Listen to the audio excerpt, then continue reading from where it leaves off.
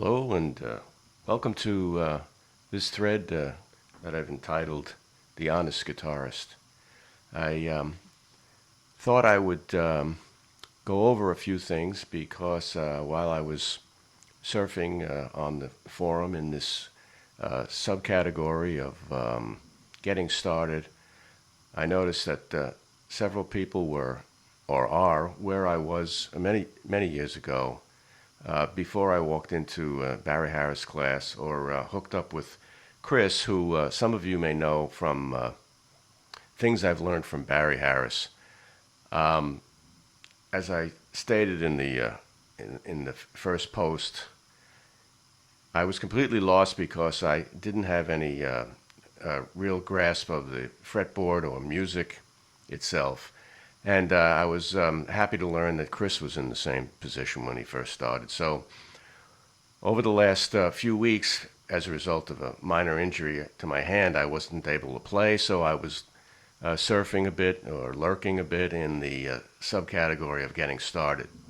And I noticed a great many people are where I was, seeking the next book or the next person to follow in order to get started in this genre of jazz, moving from wherever you've come from. I came from rock and roll, of course. Most of us got started that way, or country or blues or something like that. But then moving into the area of jazz was difficult, and I was lucky to have met Chris and got started with the Barry Harris system. And I should say in full disclosure here that anything we go over here would be leading to the Barry Harris system of improvisation, because I'm going to accept Chris's theory that that this is the proper way to go, that this is the road to improvisation. So what this really is basic things that we as guitarists should know, that we should be honest about before we make the attempt to jump over into a difficult genre. It's very demanding. And what I thought we would start with was something I think we all should be familiar with, of course, is the C major 7 scale. Now, I believe that we should, for the sake of harmonization, we want to stretch this out on the fretboard. I think I'll put a graphic up too. So I'll put a graphic up about that. But we should know how to harmonize that scale.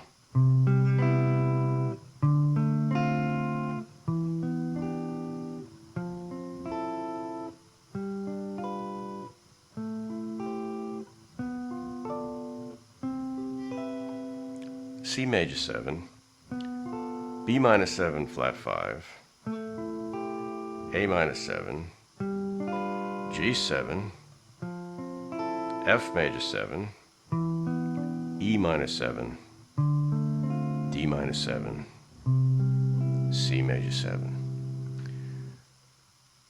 After accomplishing that, we should be able to do that in one position. So we're going to need a 2. Here's a 1. We're going to need an inversion of D minor 7. Here's the first inversion. Hopefully I can put up a graphic. And then we can go to the 3 here. E minor 7. And the 4. The 5. Well, we should be in one position, so we need an inversion of the 5. The 6, A minor 7, we'll use C6 because it spells C6. B flat, minor 7 flat 5, the 7th, and back to the octave. So here we've harmonized the scale in one position.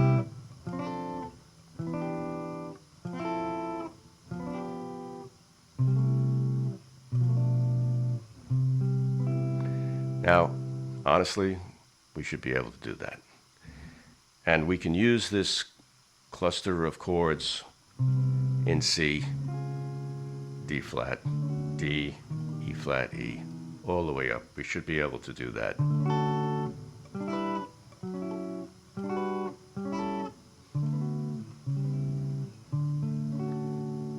So that gives us a start.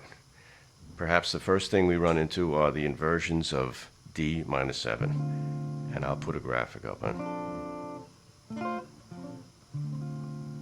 And we really shouldn't deny these string series of 4, 3 through 6.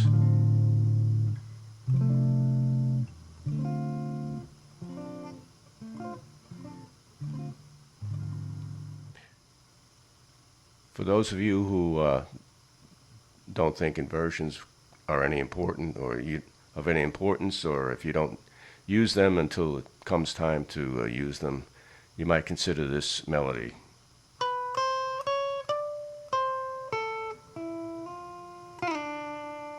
And harmonize just using the inversions of a minor 7.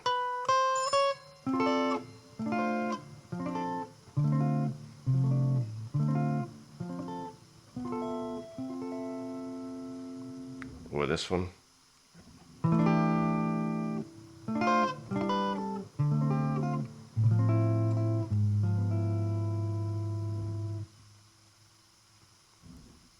Or this. Okay, so that would be it for this first video. I'm hoping to put up a few more if there's any interest, and very slowly we'll build a step-by-step construction of understanding and being able to deal with Harris's